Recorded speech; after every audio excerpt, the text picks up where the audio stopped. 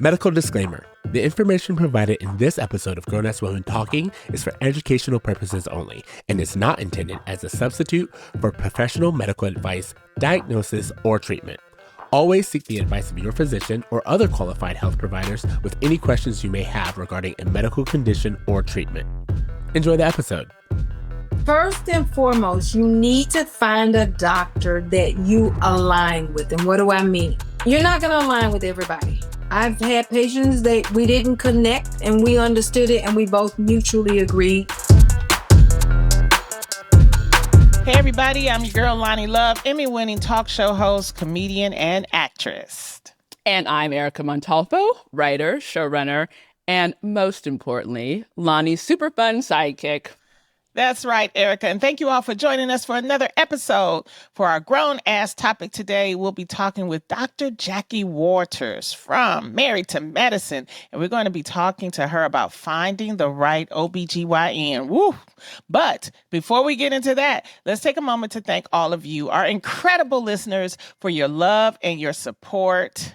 Yes, thanks, guys. I mean, we've been loving your emails and voice notes that you've been sending. Keep it coming. You got something to say? Send us your voice notes at GAWTpod@gmail.com or record a voice message on our website, GAWTpod.com. Now, if you're listening to us on your phone, follow us on Instagram. If you're watching us on YouTube, please subscribe. Hit the subscribe button right now. And finally, guys, we have a special request for all our listeners. We're on a mission to reach 1,000 YouTube subscribers. We're almost there. So help us out by subscribing to our channel and sharing our videos with your friends. Now that we've done all of that, the housekeeping, let's catch up with Erica. What's on your mind? I need to find out the scoop on James's birthday. How was it? Oh, my goodness. James hit the big 6-0 and this week, and he just had a great time. We always go to this restaurant. His favorite restaurant is Craig's in Hollywood, California. And, he likes going there because we'll always see somebody. And guess who we saw? Who'd you see? The second gentleman of the United States of America, Doug Emhoff. You saw Doug? Yes, he was there with a group of guys. I got to say hi. I didn't get my famous selfie, but I did Was Secret talk to Service him. Like coming in between you? Oh, Secret Service was everywhere, honey. But he was walking past me, so I was able to, just kind of tap him. And I said, you know what? Thank you for your continued support to our girl, and I appreciate everything you did during the election. And he was just like, you are so welcome, and thank you for everything, because I guess he knew who I was. So, and also, there were some other people that were there. Kid and Play was there, and it's funny because there were a bunch of paparazzi. Which one, Kid or Play? Kid or Play? It was Kid. Okay, Kid. I'm just saying, not Kid and Play. Not Play. Together. Well, I always call them Kid and Play. If I see either one of them, I'm like, Kid and Play, But it was a great dinner, and what I did was, because it was his 60th, I got a lot of his friends to send in videos, and James is so sentimental, and I ended up, making a video of all his friends, telling him happy birthday, his mom, his sister. He was crying, all of them, Caesar salad and stuff, but he really enjoyed it. So we had a really good birthday. So well, I really told good. you guys, because that's right near my house. I was about to slide into your booth and crash your date. We wasn't at a booth. We was at a table. See, you wouldn't have fit. Good thing I didn't come then. I want you to have your romantic date. I didn't want to be in, a third wheel like I normally am with you and James. Oh, you could have came. It didn't matter. Okay. Well, I was supposed to have my own date, but I ended up canceling. Why? Listen, can I tell you some more grown-ass woman stuff? Which I think I've shared with you before. Do you think, I'm going to ask you this about being a grown-ass woman. Do you get to the point now where you can't do more than one thing a day? Like, you had James's birthday. Like, did you do other stuff that day? Like, I can only do one thing a day. And like on Sunday, for example, I have my Huxtable brunch, right? Right. So then I had Huxtable brunch, but then I had to go to this thing with my girlfriend. It's like some kind of thing called like a music bath. It's like a sound bath where people get together and sing. So that was a whole thing. Had to go to that. And then I had dinner plans. So I had 3 things in one day. And I realized you're busy. That's too much. I was like, I can't do this anymore. So yesterday I had lunch with somebody, and then I was supposed to have a date last night. And I'm like, you know what? Like, I can't do 2 things in one day. So I had to cancel the date because I had lunch. You can't have lunch and a date on the same day when you're a grown-ass woman. That's me. I'm tired, Loni. You need to take some vitamins and get yourself together so you can get that date, okay? Listen, so I at least have a 4th person we can double date. All right, listen, don't hold your breath on that one. That's going to be me, you, and James for many years. Forever and ever. Ever. All right, Erica, enough talk about you. Let's move on to our new segment, the Grown-Ass Woman of the Week. It's our way of spotlighting women making a difference, whether it's someone in your community or a friend or yourself. Because, sometimes you got to give it up for yourselves. So this week, obviously, I'm just talking about being by myself. I'm not going to be +1. With you and James. I'm alone. Thank you. Over here. Hello. Well, our highlight in Grown-Ass Woman this week is Martha Stewart. Yes, Martha. Woo! I picked her because I felt like she has this wonderful documentary that you told us about last week. Did you watch it? I watched it, girl. I told you. It was juicy. Yes, it was juicy. Just act. But also, I think people watch the documentary about Martha Stewart and how she came into being herself as a grown-ass woman. Currently, she's 83 years old. She's single. She looks great. She's still making a lot of money. And this is a woman that has been to prison for insider trading. Which was BS, by the way. I mean, that was a racket. She didn't deserve to go to jail, in my opinion. Yeah, well, she handled it like a boss. I remember when she went to jail and she said, yes, I just want to go ahead and go in the fall so I could be out by the spring when the flowers bloom. That's Martha Stewart. 100%. That's her. I mean, basically, she's just this great. I need to be out by the time my petunias are blooming. That's Martha. And you consider her original influencer. 100%. Absolutely. She started the whole thing. I mean, from the start of it, she's a mother.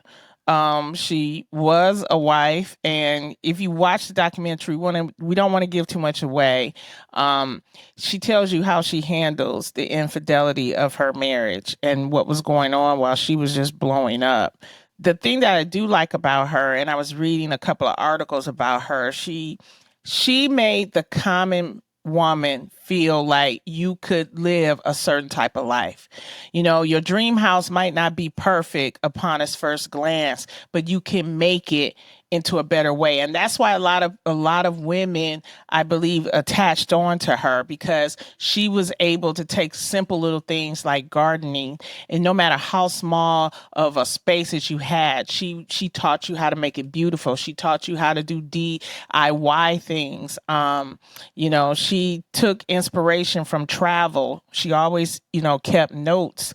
She stayed true to her own style. She started out as a model, and she was able to use her beauty to influence so many, many, many people. So I just think that she's this ultimate woman. And then after all of that, the TV shows, the magazines, she gets with Snoop Dogg. Yes. And they have a fabulous, and I was actually on the show.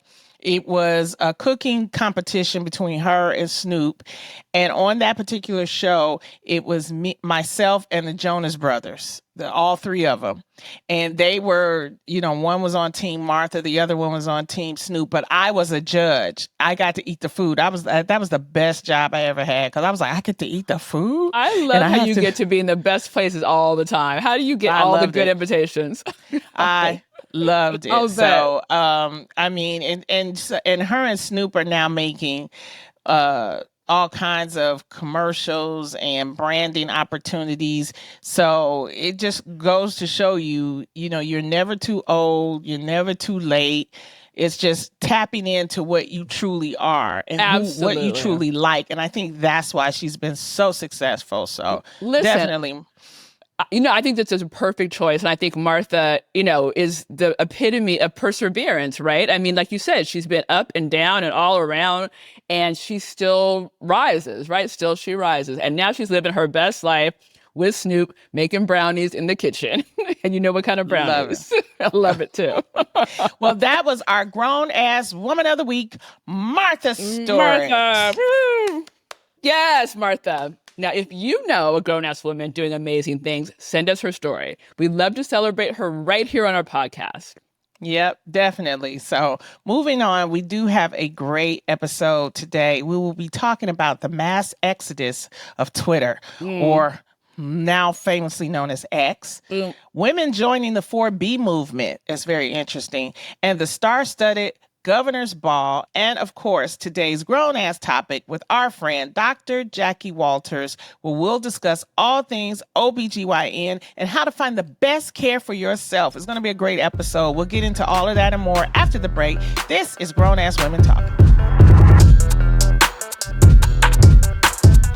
We're back with more GAWT. Now it's time for Grown-Ass News. That's right. Each week, I'll get Erica's take on this week's entertainment news, current events, and news about grown-ass women. Well, we had the election, and there's a lot of upset women. Oof. And so some of these women are like, you know what? We got to do something. So some women are committing to the 4B movement. Now, the 4B movement originally was from South Korea, but it has started to gain traction in the United States. And basically, it's a movement that is centered around 4 key principles: no heterosexual marriage, no childbirth, no dating men, and no heterosexual relationships. The movement has started to resonate with women in the United States who are increasingly opting out of traditional relationships and societal expectations. What you think about this 4B movement? I mean, this 4B not for me. I mean, what's the point? I mean, I get it. Men suck right now. We're in a toxic masculinity era, right? But I mean, come on, ladies. What are we doing? We're not gonna ever have sex anymore. We're not gonna have relationships. We gotta take a step back, like you and I did last week, to get away from our feelings and come back and regroup and figure out how do we use men to our advantage. Well, on TikTok, they mad. There was a quote, the girl said, "Girl, it's time to boycott all men. You lost your rights and they lost the right to hit raw." Oh, Jesus. That's when you're doing too much. That all legitimacy goes out the window when you're going to that extreme, right? Well, some women are really, a couple weeks ago, the Google searches for 4B spiked by 450%, with the most interest coming from Washington, D.C., Colorado, Vermont, and Minnesota. It's a form of a protest, and it's a lot of women that they feel upset. They feel like they're not being valued. They feel like they're only being valued for having babies and cooking and taking care of men. So they feel like this is a different type of movement where they can actually, make their own choices in their own lives. The only thing I would say when doing, especially when you're in your young years, you only have a certain amount of time for certain things. So if you want children, if you want to, get married, things like that, there are men out there that don't all think like what is currently happening. I will say that. Can I just say one more thing?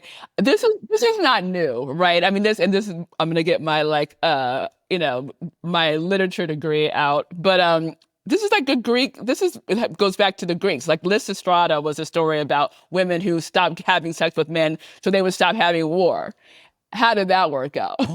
We still have men ain't checking for you. They'll find somebody else to have sex with. They'll move to the next person who was in the next town. You know what I'm saying? So we still have wars. That protest didn't work. You have to figure out a better way to manipulate men. Men are simple. And even though sex is a simple need, I don't think that I think there's too many choices for them. So it's not. There are a lot of choices. Right. Especially now with other men. Because one guy was on TikTok. He was like, you go on with the 4B movement. Because that'll open up my dating pool. I said, oh, here we go. No. It was hilarious. It's like, it was really a great conversation. It's still going to be a great conversation. So, but it has been very effective in South Korea. There's a different culture over there in South Korea. I will say that. There's a different culture than over here. So over here, you got women that sleep with your man and tell you. That's like another woman. Yeah, keep me posted on how that one works out. Let's keep the viewers posted on how that works out. We will keep you posted. But moving on a little more with this new administration coming into play, Trump is picking his people for his cabinet, and he has this defense pick. His name is Peter, I think it's Hegseth, and he basically is posing the question of, should women be allowed to fight on the front lines? He made it clear in his own book and in interviews that he believes men and women should not serve together in combat units. If he is confirmed, he could try to end the Pentagon's nearly decade-old practice of making all combat jobs open to women. He says, I quote, "I am straight up about saying we should not have women in combat roles. It hasn't made us more effective, hasn't made us more lethal, has made fighting more complicated," he said in a podcast. So what do you think about this? I mean, women have been fighting combats for over 10 years, and now he's thinking, no. Again, I think this goes back to the propaganda of where we are right now. We're trying to put women back in the home, back in the kitchen, back in the office, back in, they don't want women to be seen outside of the home. They want them to just have babies and get married. But this is that cat's out of the bag. And I will tell you, I know so many women who are badass, who could be on the front line, who would run towards the fire while some pussy-ass man was running the other way. Believe me. So I don't agree with him at all. I think it's an agenda of the Trump, cabinet, and we're going to have to look out for that. That's going to be that's going to be what they're pushing this entire 4 years. Women back in the kitchen. Yeah, definitely. I mean, for 10 years it's been going on, and like I said, we're just dealing with a bunch of this male energy that is like, really, y'all, seriously. So what do we do, Lonnie Love? What do you think we should do? That's why they doing the 4B movement. I mean, it all goes back to why they doing the 4B movement. Okay, you're trying to eliminate. Can we have another idea in addition to the 4B movement? This shouldn't be our only tactic. There might be another tactic. Okay, well, there's some people that still believe in the art of marriage. Our girl Megan Good and Jonathan Majors announced that they are actually taking their relationship to the next level on Sunday while attending the 2024 Ebony Power 100. The divorced and Black actress confirmed that she and former Marvel actor are engaged. She was showing off that ring on that carpet, girl. She was gushing and they didn't reveal any details about how he popped the question or anything like that. But she did announce that they are engaged. Congratulations to the happy couple. What you think? Of course, congratulations. I wish them the best. I just think, listen, I think she has interesting choices in men. And I know that she raised a lot of eyebrows in her previous marriage because she was married to someone who was a pastor, I think, and he's a producer in Hollywood. And they were very vocal about not having sex before marriage. And they were together for quite a long time. So I wonder if she's going to, test drive this one first, just because I don't understand how you can marry someone without test driving. And maybe, I don't know if that led to the divorce, but, we're all, like, again, as a grown-ass woman, and she was a grown-ass woman in both of these marriages. So I don't know how you take a step back and decide not to, explore the relationship. Well, that was for fully. that man. That's Devon Franklin is her ex-husband. I wasn't going to say a name, but yeah. But yes, everybody knows they were married. I know. I'm trying to be discreet. He even brought his boo. He got a boo now. He put her on the red carpet. So I guess that was like, it's like everybody. I think she handles different men. Yeah, except for you. We got to get you somebody. So how dare you? God, shots fired, Loni Love. I will say this, on Twitter, they were having a field day. They basically said, we lost with Kamala, we lost with Mike Tyson, and now this. People are over it. People are so funny. They're so funny. You got to admit. Somebody that's got a new job is Craig Melvin from the Today Show. He will be replacing Hoda Kotb as the co-host for the 7 a.m. to 9 a.m. hour of Today. He's a familiar face with Today Show viewers. He hosts the show's third hour and is the news anchor during the first 2 hours. So he went and got him a job. I know. Listen, I first of all, I love Hoda, but I do love Craig, and I think this is my thing about Craig, and I love him. I think it's great, but he is the heir to Bryant Gumbel, right? He's like the perfect morning show black guy. He doesn't have any facial hair. He's very he got pretty green eyes. You like the green eyes, don't you? He's very handsome. But he's very non-threatening, and I think it's interesting that that's always the go-to for morning television. Now, I personally will miss third hour Hoda with her box of wine. That's my favorite Hoda. But maybe Craig will slide into third hour and have a box of wine. Then he might let it loose and grow little shadows. You don't want Craig to. I would love to see.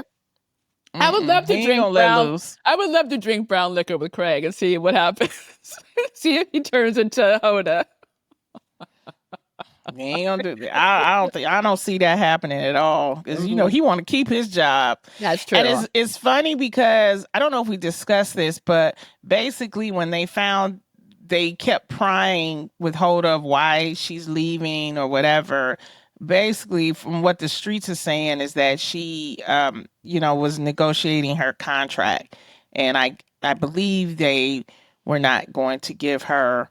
Either they probably want her to take a cut in pay or something. Mm-hmm. And so, know your worth, girl. 100%. Good for you. You never go backwards. Come on now. Definitely. So moving on, a lot of people are doing a mass exodus from X, formerly known as Twitter. It began shortly after Donald Trump's election victory last week. And explaining their decision, many in the exodus cited the same thing: the huge support Elon Musk and the social media center's owner gave the Republican candidate during the campaign, and increasing nastiness on his site. So now everybody, they're making announcements too. They're making full on flyers I am leaving. Oh God. I will no longer be on Twitter. It's a political statement. Please. It's just leave, okay? Listen, you know me. I have not been on social media. I am the worst. I mean, I literally. You are the worst. I'm the worst. I don't follow anyone. I barely follow you, Loni Love. I follow you and one other person, and I barely follow myself. Unless I need. I know. Unless I need to put up. I look cute one day, so I put up a thirst trap. That's when I follow myself. Otherwise, I'm not checking for any of it. So I'm not the demographic for this conversation. Well, I mean, a lot of our listeners are on social media, and Blue Sky is it's trying to be a version of X right now, or the old Twitter, I would say, because, instead of a bird, they have a butterfly, and it's that blue pale logo with a white butterfly. I think that, it's like a butterfly, or sometimes it's a blue butterfly with a white background. So it's the happy version of Twitter, or the positive version. It tried, but I mean, so far they got 20 million people to join Blue Sky. And the thing is that a lot of people, they don't want to leave Twitter because they work so hard in getting followers. And, it's hard to say goodbye when I have like 400,000 followers on excuse X. me, humble brag. And then I have, like 1.9 million on IG. I have 1.5 million on Facebook. We get it. You're popular. So when people say they're leaving, I mean, if I was you and you got what? I got 5 followers. You got, it's easy to leave, but no one's checking for me. They'll be like, who? Was she even here? I don't know. But this would be a good time for you to join Blue Sky. Erica, join I just found out about TikTok. I don't know where all these things are coming from. There was just TikTok, and then there's another one with Threads. I mean, there's too many things coming up. I can't keep up. Remember I told you I do one thing a day? That's it. I can't do 3 different social media things. I do 1 a day. Well, another thing is that a lot of people seriously are leaving because Twitter or X is changing its terms of service. So reportedly, they're doing things like they're going to use AI to study your tweets, to replicate them. And there'll be all kinds of ways that he could sue you if you did something. So people just don't want to be bothered with it anymore. They don't want to be used. They don't want to be bothered. And that's why they're leaving in mass exodus. So listen, I can say a lot of things about Elon Musk, but I won't because I don't want to be retaliated against. So I'm gonna be You don't quiet. even have an account. So it doesn't. He's listening to us right now, Loni. Somebody else has been listening. Tina Knowles, she has slammed reports that Beyonce was paid millions to speak at Vice President Harris's Houston rally last month. Beyonce made that wonderful appearance, her and Kelly Rowland, and it was an endorsement, and it was a very emotional speech. Now, rumors were spread online that the record-breaking Grammy winner was paid $10 million for her appearance.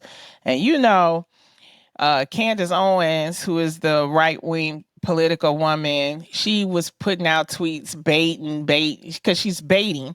And, Mama Tina stepped up in and said, okay, this has been flagged on Instagram as fake news and taken down. It's called false information. Beyonce's mother wrote on Instagram alongside a screenshot of the blurred post. Sadly, other platforms with a lack of integrity still have it up. The lie is that Beyonce was paid $10 million to speak at a rally when in fact Beyonce did not receive a penny for speaking at presidential Vice President Kamala Harris's rally in Houston. So she was, she let it. Yeah, Mama Tina will come for you. Do not. You think the beehive is scary? Don't come for her baby. That Mama Tina is a tiger mom. Do not come for her. And then Candace kind of was like, well, why is it that Beyonce never answers, or why is she answering from a burner account? And it's like all that. I'm reading this stuff, and it's like all of that is just Candace trying to bait to get Beyonce to say something to her. And one thing I know about, social media, sometimes you just gotta let stuff you handle it a different way, but don't give the satisfaction of letting this person think that you're gonna, because then they're gonna always do it. They're going to always try to bait you into, answering. And, typically Beyonce has always been attacked for her political views. If she does a certain type of performance, they have always been attacking her. And first of all, she got those 3 kids to take care of. She ain't got time to be on social media. It's just me and Miss Tina. You and Beyonce are too busy working, making money. Me and my cousin Beyonce have things to do. My cousin Bay and I are too busy for this trolling BS. Something that Beyonce probably isn't getting paid for either is that she's going to be performing a halftime show during one of the NFL's Christmas Day matchups on Netflix.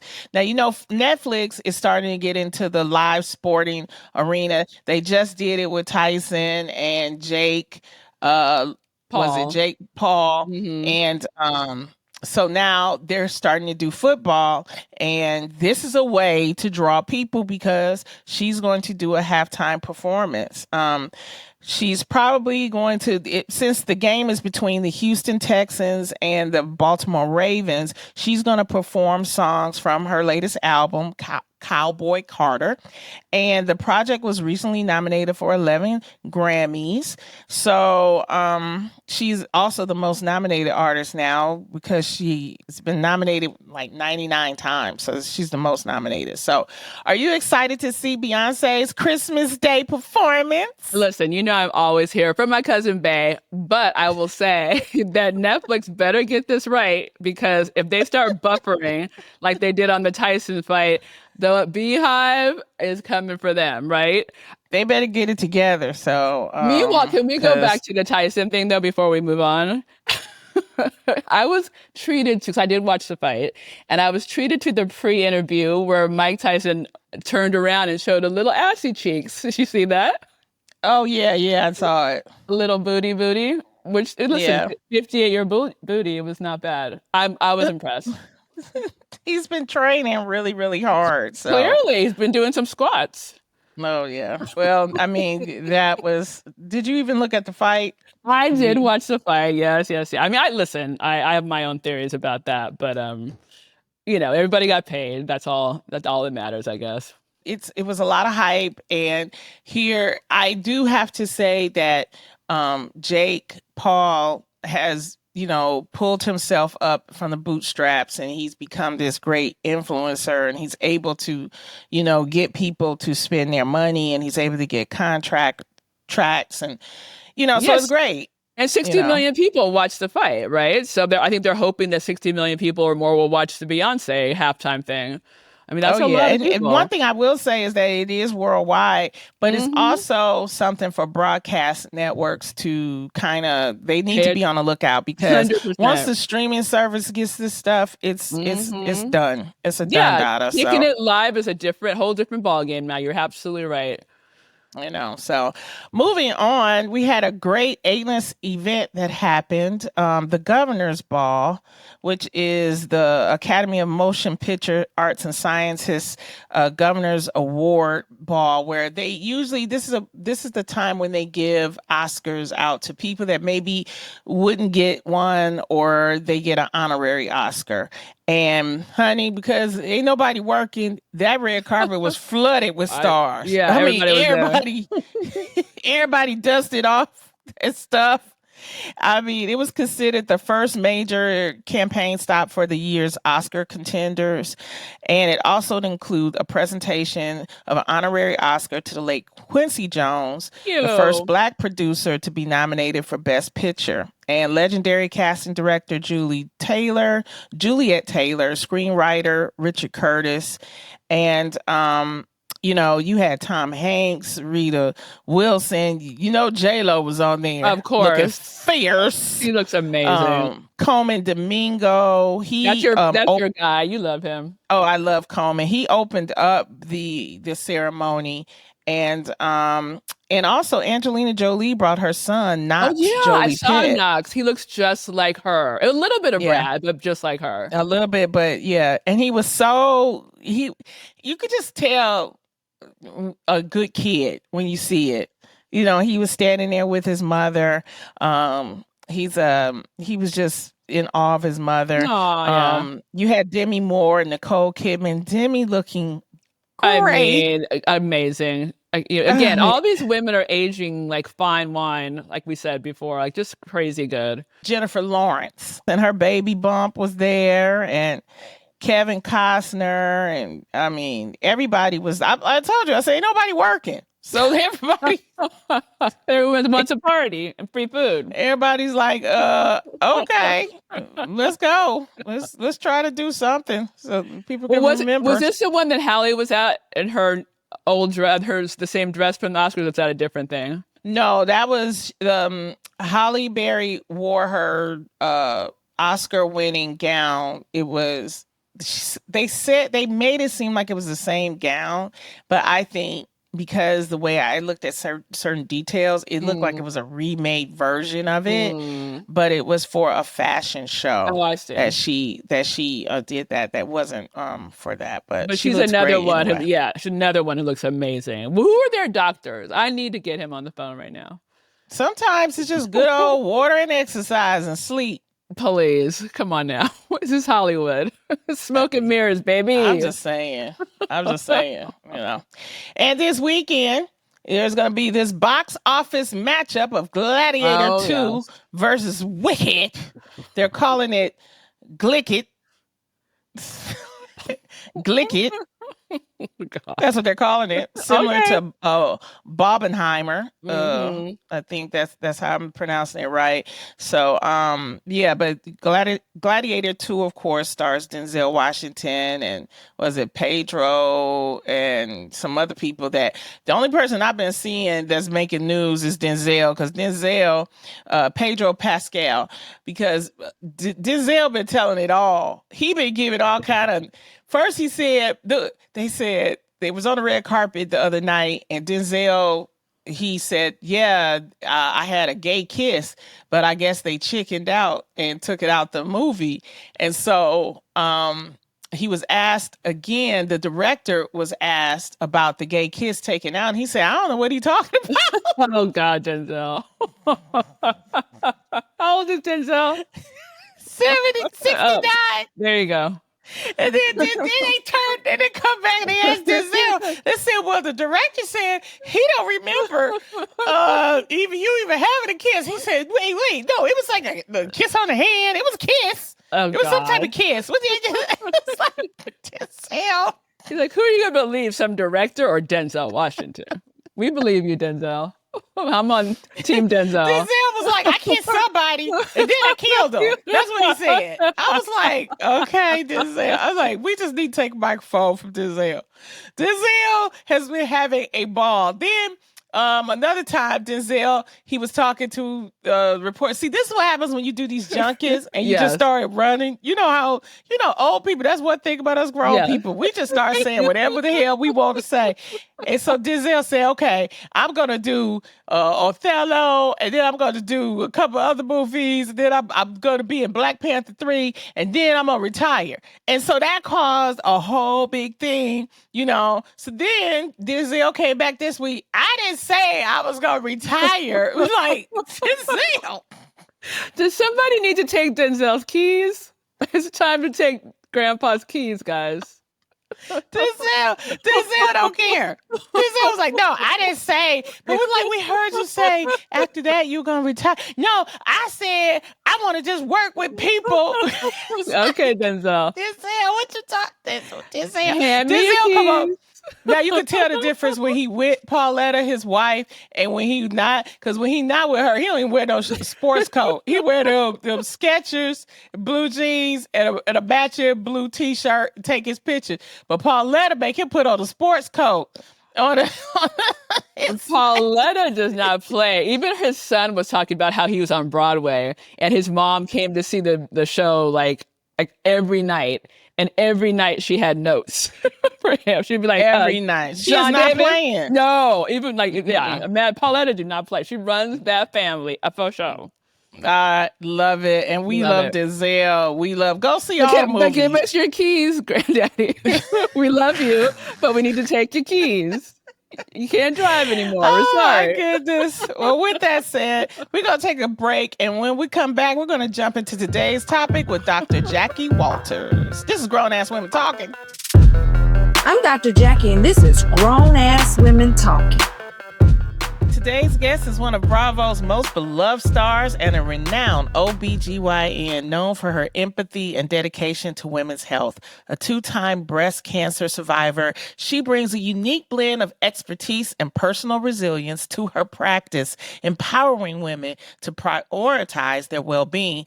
She co-owns Comprehensive Women's OBGYN in Atlanta and co-founded Wow Medi Spa to help women look and feel their best. In 2020, She published the best-selling book, The Queen V. Oh, I love that book. A Guide to Feminine Health, and recently launched the Volition Skin Rhythm line for hormonal skin. And don't we all need that? Dr. Jackie's career and personal journey continues to inspire women worldwide. And you know what? You can catch her on the 11th season of Married to Medicine. 11?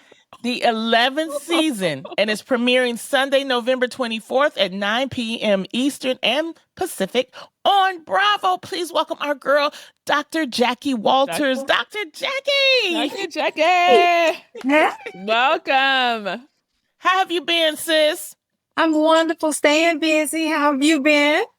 I've been good, and Erica, we started this podcast, Grown Ass Women, because we wanted to highlight wonderful grown ass women like yourself. And I mean, you have just been doing it. How does it feel to be back for the 11th season with all the ladies?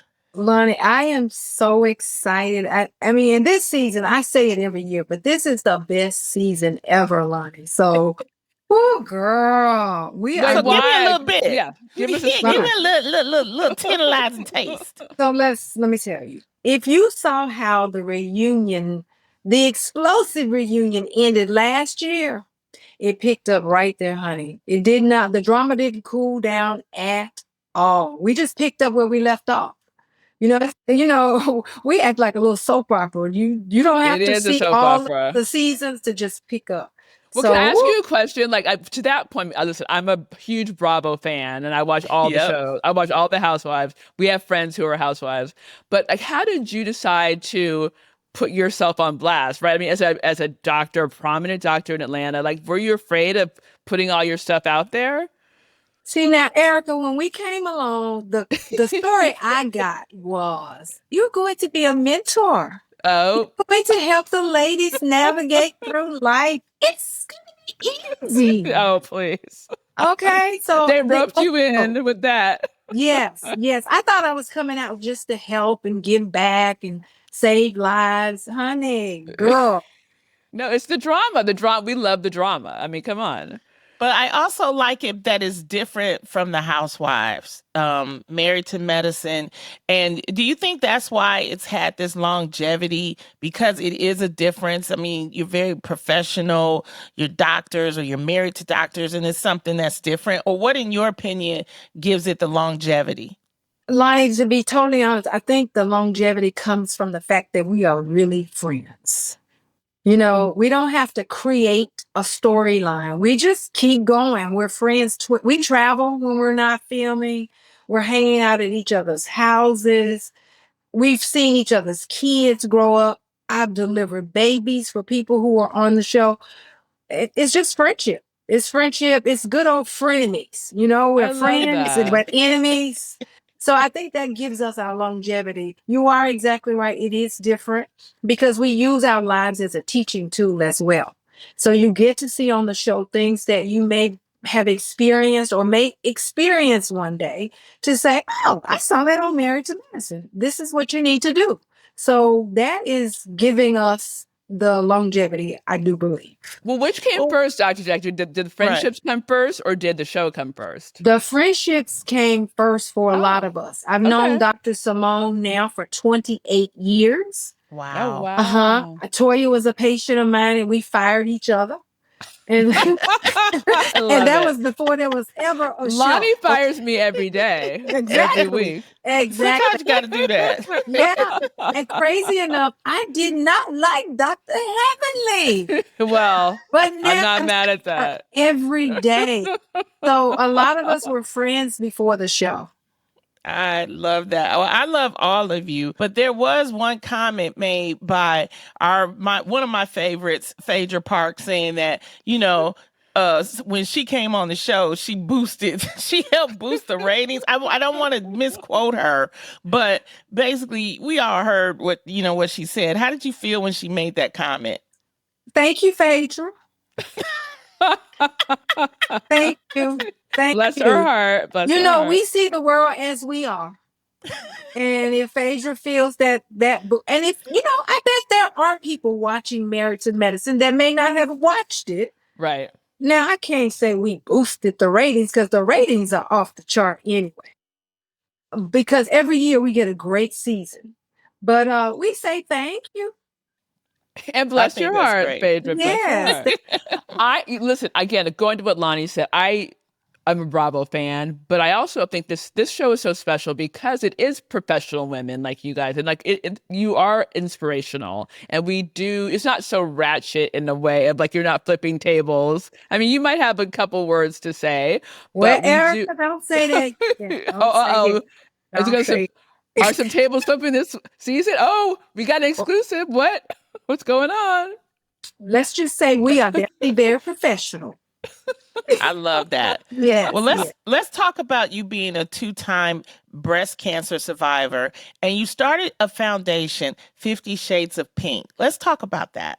Yeah. So in 2004, I was actually pregnant, had a pregnancy loss, and decided, let me do all my preventive health before we go back and get pregnant. Got the phone call, you need to come back in. And so many women get that phone call and they're terrified. But I was like, oh, they do that to everybody. Went back, long story short, I had breast cancer the first time, chemo, radiation, lumpectomy once, lumpectomy twice. I'm good, right? Well, no. 4 years later, I'm diagnosed again with breast cancer in the other breast and had a double mastectomy. In all of that, though, I decided what is it that helped me to get through that journey was I dressed up for every chemo treatment. I went to the doctor and I was looking breast cancer in the face saying, you will never see me look bad. I started giving to other women, patients, friends that had been diagnosed with breast cancer, everything that I thought was a look good, feel good for me. Hence, I started a foundation. And we started giving out lipstick, makeup, hair, whatever it was a woman needed to get through that journey looking good. Because when you look good on Sunday, Loni, you're feeling good. And we all know when you look good, you feel good, your immune system knows it, and they do better. Well, do you think as a doctor, did that inform your journey? I mean, I think I can't imagine being a doctor and knowing what all of the having breast cancer, all the ramifications of that mean. As a layperson, I'm like, okay, I'm counting on my doctor to tell me what's going on. You already know. So how did that inform your experience and how you healed yourself? I think knowing was actually a little more detrimental to me because I knew things to ask about, like what were my lymphovascular spaces? Mm-hmm. Yeah, exactly. I wouldn't know to ask about. I was asking those questions and hoping that I knew what the right answer should be. And so, but I was like, I refused to give in and cave in and quit because I had talked to patients about, oh, you can get through this. I'd gone through a miscarriage and I talked to women about it. Like, oh, I refused to do it, but I wanted everybody to come out feeling as good as I did about the journey, in that I didn't want anybody to have sad moments. I wanted to be everybody's savior. I know I'm not, but I tried to do that by giving women warming blankets to help because your chest is tightened after a double mastectomy. The drains. I went to church. I just had to go back to church and my drains fell out in the middle of the floor. So I wanted to help women so they could go out after a double mastectomy. I just wanted to make sure that women looked good because we all know when we look good, whatever your definition of looking good is, you feel good, and your feel good controls your immune response. Wow, that's really giving back. And I think that's why you've always been blessed, Dr. Jackie. And you've also been blessing us because you started doing the Met Gala. And what can we see? Will you do the Med Gala this season? Well, for a couple of years, Married to Medicine couldn't travel and do missions. And so season 10, we said, let's do a Med Gala, a take off the Met Gala, and bring the Black medical community together. And because we hadn't been together. That was such a success the first year. The second year, we're like, oh, I'll take it to the next level. So this year's Met Gala, I was appointed the chairman, and I picked a co-chair And then we needed a co-chair. That's where the mess is coming in. You know, when you got oh boy, I can't wait. But it is one of the most spectacular moments on the show because we actually give back. We give back in a big way. And we give back in ways that mean a lot to me and that we give back to Black maternity mortality. But you know, trying to pull together an event with a bunch of type A, bossy, professional Black women who thinks that it should look like that. Oh, honey. And I decided to auction them all off. Cooking required. How much? How much? A night with Faith. How much can I get for that? Because we needed to raise money, honey. We were at the... Oh, but it is so a night with Phaedra might be. I love Phaedra, but I don't know if I could do a night with her. How much is that I would love that. Yeah. Lonnie's bidding. The Med Gala this year is going to just start something that I don't know if we can keep topping, but it is a take off the Met Gala in the Med Gala. Put a theme to it. We raised money. We gave back. So what we're saying is the outfits are amazing, right? I mean, like you guys are suited and booted. I'm probably going to get beat up, but this year's theme is the Enchanted Garden. Oh, I love that. Oh, that's going to be nice. Yes. Yeah. I can't wait for that. Oh, that's going to be really nice. And you know, when you get a bunch of Black women in ball gowns. Yes. And you throw in some flowers and trees. Ooh, okay. Well, as long as you've been doing, you know, this is the 11th season, has there ever been something that you've regretted saying or doing? Oh, yeah. Yeah. And I don't ever want to say it again. So don't ask. I was trying to get you to say it. You know what? I think we all learn from our mistakes. And if you don't learn from it, you gotta be crazy. So definitely I've said things, even with family, friends, and marriage, you say things, and you actually, when you hear it, you go, I wish I could take that back. I think I have this one thing that if you're going to grow and learn, you have to stop and listen. And so every mistake I've ever made, I hope I can take my pain and turn it into a purpose and my misery into a ministry and my struggles make me strong. So for all my mistakes, I've learned from them. What do you want women to get from this season of Married to Medicine? Oh, girl, let's see. Don't take your ex on a trip with you.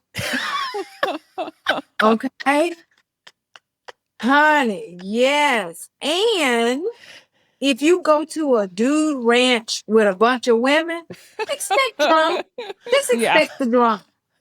Playing out a relationship in public seems so scary to me. I mean, I've been divorced twice. Lonnie knows. So like, and that's in private. That's in private. 2 divorces. So like, how do you guys navigate these relationships in public? I mean, it's hard enough to have a relationship in private. Yes. To have it blasted all over, you know, the world. Like, how do you navigate that? So in total transparency, we hope you don't find out about it, okay? But because we're in Atlanta, it's small, we're on TV, and we out each other, you got to go with it. But again, for everything that happened in my marriage that played on TV that I wish it had not played on TV, I wanted somebody to learn from it. You know, and I think that I chose the path that a lot of women don't take and that I wanted to forgive. And I thought that, and I know that my husband's a good person who did a big dumb something. You know, good people make bad decisions. And because he was remorseful, we said all the right things and I saw the work. I was able to get past that.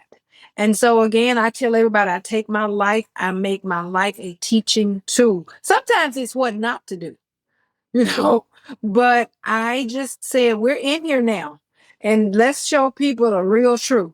Show me how you feel.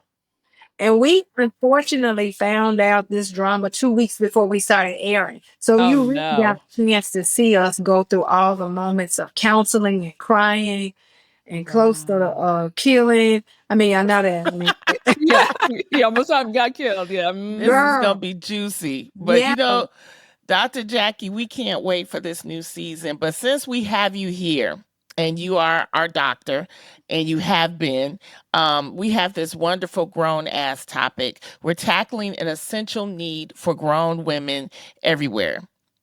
Okay, for today's grown-ass topic, we're tackling an essential need for grown-ass women everywhere, finding the right OBGYN. With women's health in the spotlight, even more than ever, we know our listeners have important questions. Along with advocating for yourself, having a trusted medical professional by your side is key. Someone who listens, supports, and genuinely has your best interests at heart. So today, we are joined by the fabulous Dr. Jackie, who is going to walk us through what to look for in a provider, the crucial questions to ask, and how to partner effectively to champion your health. So let's dive in right now. Okay.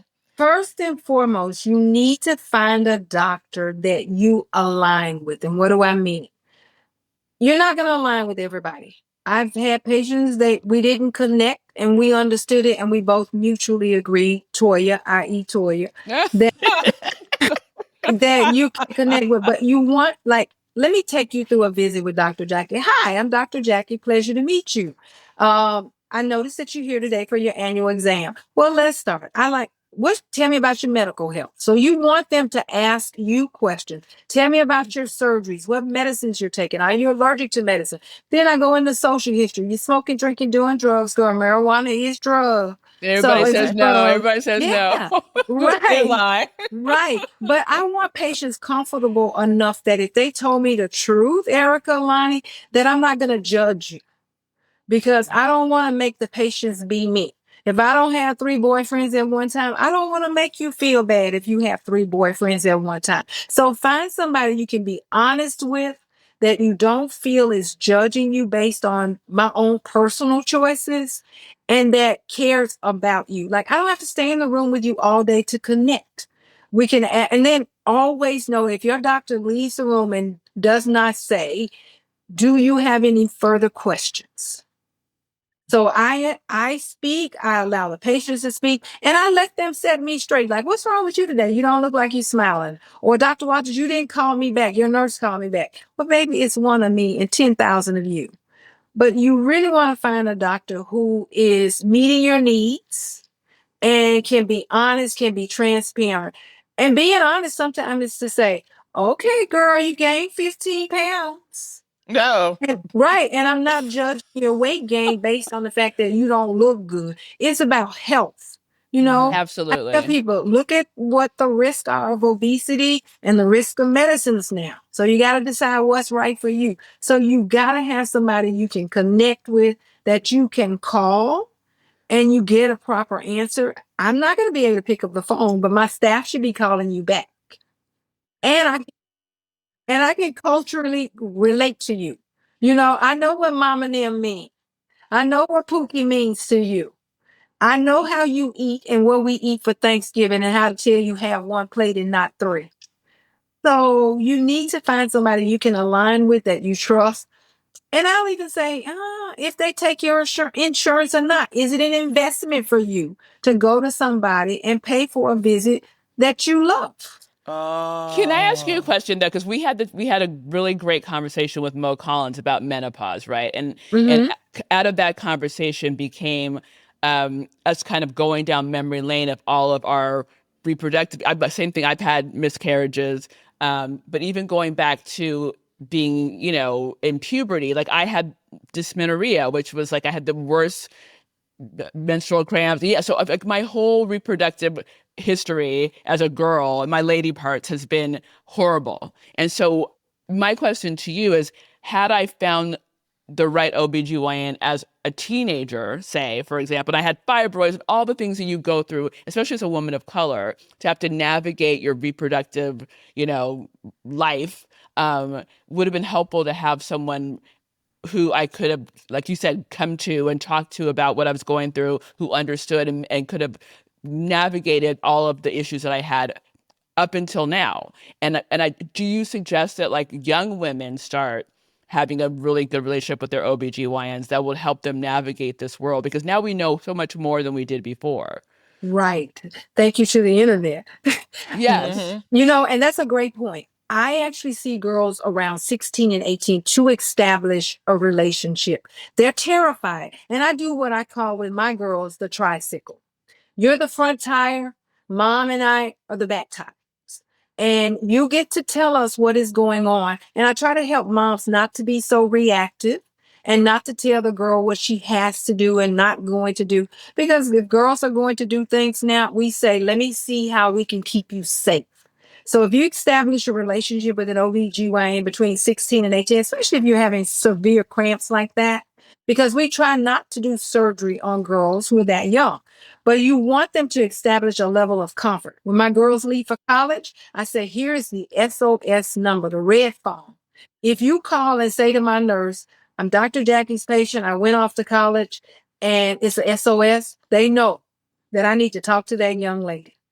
And so establishing a relationship early on is important throughout their puberty. And we don't see them too much when they start puberty, but around 16, 18, go off to college, come back, have a baby with me. I actually now am seeing patients that I delivered and they're having babies.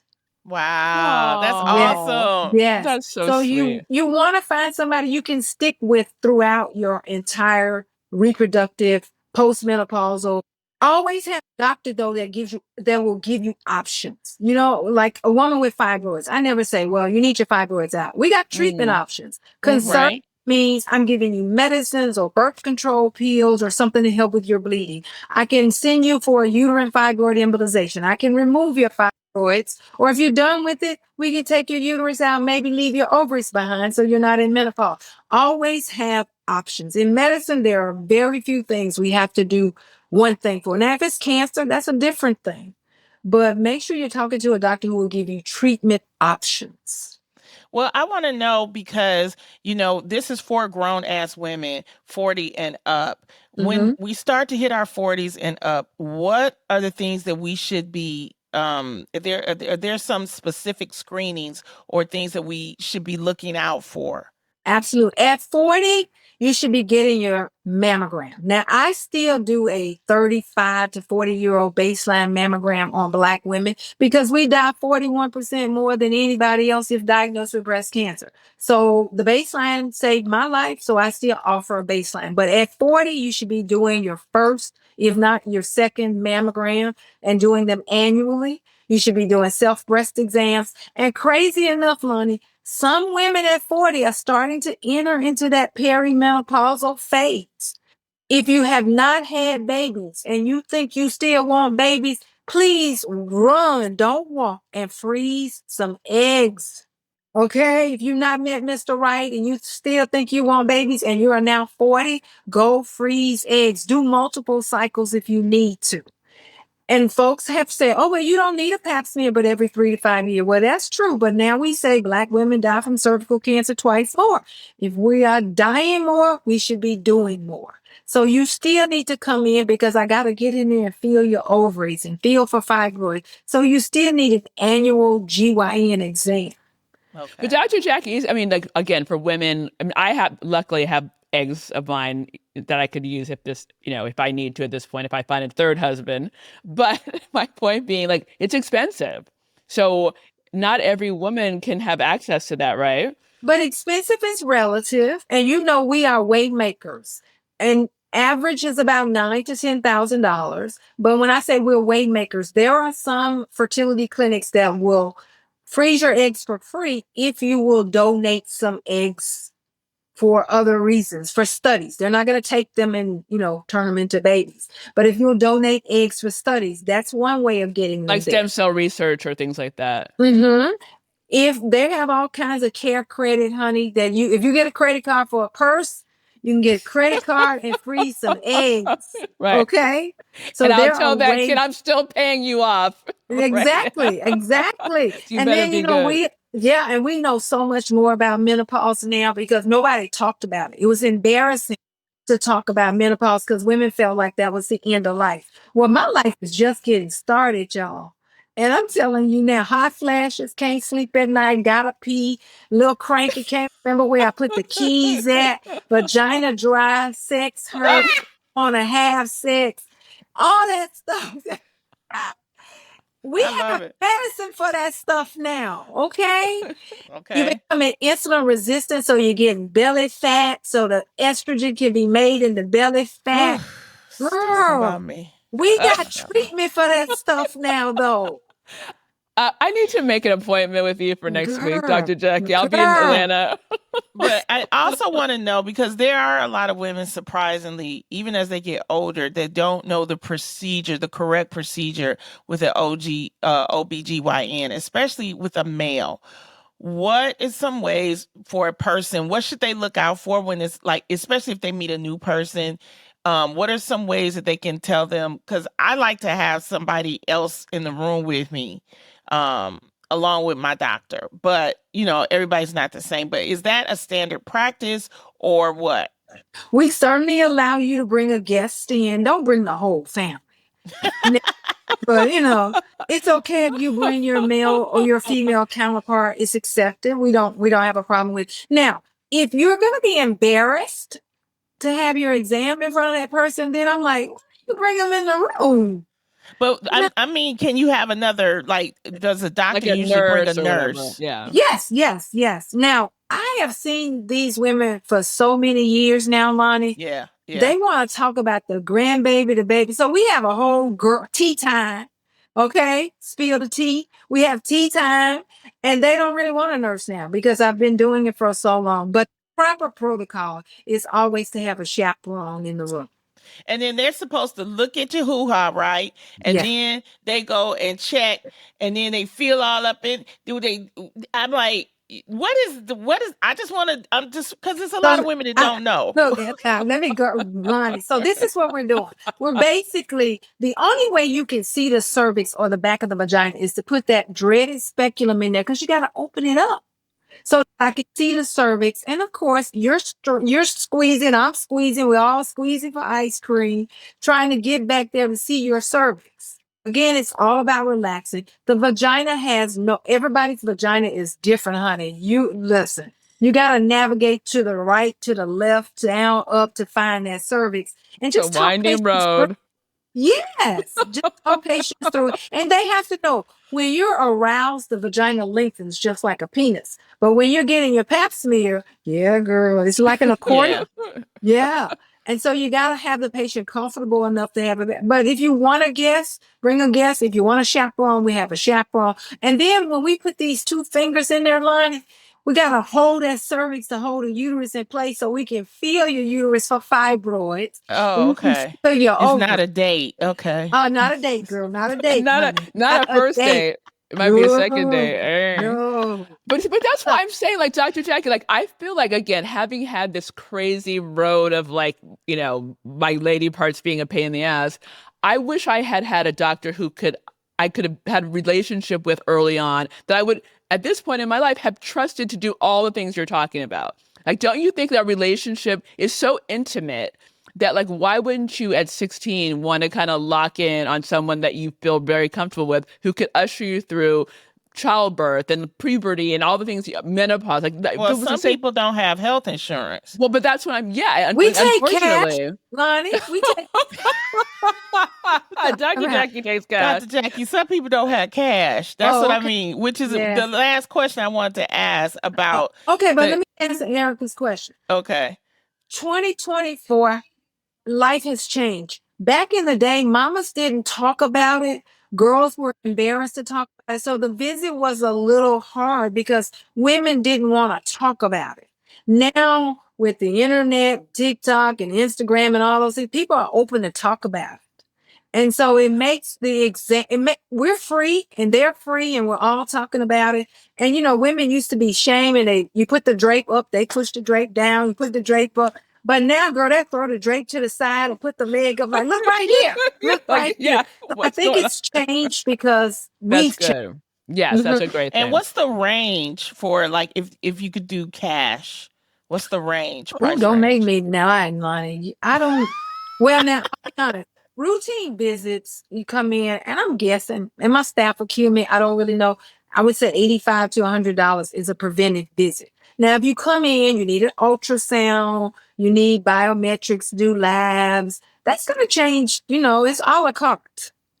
So It Okay. can change. It So depends on women can save, because I'm just saying, like, especially with what's happening with reproductive rights right now, and this, a lot of people, women need to make sure they prioritize, checking. And if you got to save up, put a little bit away, and then that way you have the money to get your checkups. Yeah. So, and it's not, I don't want to get anybody's purse. It's not unaffordable though. And I would say it's less than having 2 out for a healthy meal. So you can definitely save up. And I tell women all the time, I say, honey, make it your Christmas fund. I got to go see Dr. Jackie every December. I don't have health insurance right now. So, hey, donate to my healthy parts. Got it. Yeah. That makes sense. Yeah. And I mean, Wow. we're big and Rudy to the tootie. Mental health. Make sure you know everybody needs a therapist. Let me tell you, everybody needs a therapist. Okay? The therapist needs a therapist. And so definitely heart smart. We're talking about exercising, gut health, all diseases start in the gut. So we're definitely telling women to do that. And then the queen bee. The queen is royalty, honey.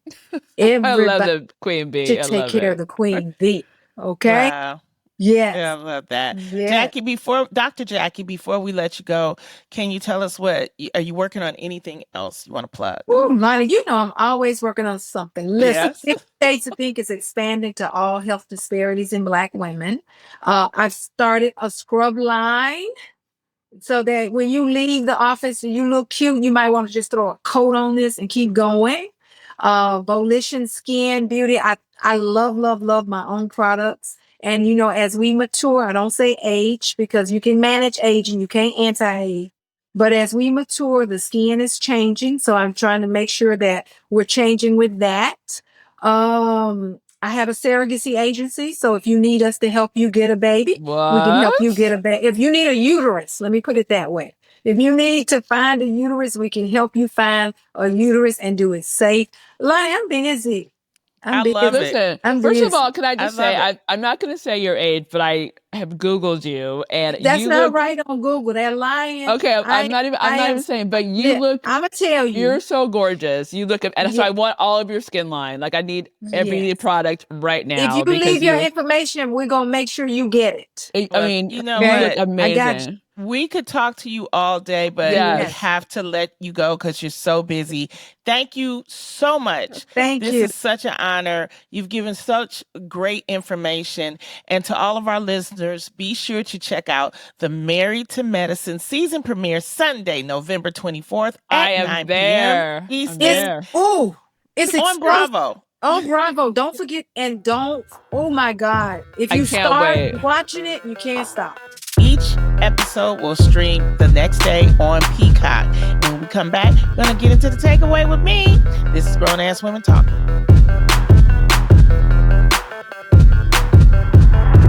Welcome back. Now, one of my favorite times in the show where we get to get Lonnie's takeaway. Lonnie, my love, what did we learn today? We need to have more doctors on the show. She was so informative. She was so good. We could have talked to her for another 2-3 hours. And Dr. Jackie is just, she shows that you can be this great reality show personality, but also be a professional. And I think that for me, that's why I always love to look at Married to Medicine, because, it's not just some arbitrary, not dissing anybody else, but I've always loved, seeing us, especially as professional women. And, she gave us some good points. I know that times are going to start getting tough. A lot of women are going to start losing their health care. That doesn't mean that your personal, health care should suffer. That's what I got from it. So save your money. Make sure you still get yourself checked, because if you get sick during this time, it's even worse. So if you can catch it early, be it whatever. So maybe make sure you check down there, get the mammograms. You can work on stuff down there. That's and what I up got there. from it. All up there, anywhere. Okay. Any final words, Erica? Well, I was very happy to get some free healthcare today. So I'm good. I'm about to call Dr. Jackie about my uterus and about the B spots. I'm all good. She is really cool. And we hope you guys enjoyed it. Thank you so much for joining us for another episode of Grown Ass Women Talking. Please follow us on Spotify, Apple Podcasts, or wherever you get your podcasts. Leave us a 5-star rating. And don't forget to follow us on Instagram or YouTube at GAWT Pod. Come see me perform. Just go to LonnieLove.com. I got a bunch of dates. I'm going to be with Martin Lawrence at the beginning of the year. You don't want to miss it, okay? Lonnie Love is in these streets, y'all. She's in the streets. Thanks again to Dr. Jackie for joining us. Check out Married to Medicine Season 11 starting Sunday, November 24th at 9 p.m. Eastern and Pacific on Bravo. Each episode will stream the next day on Peacock. Bye. Love to everyone.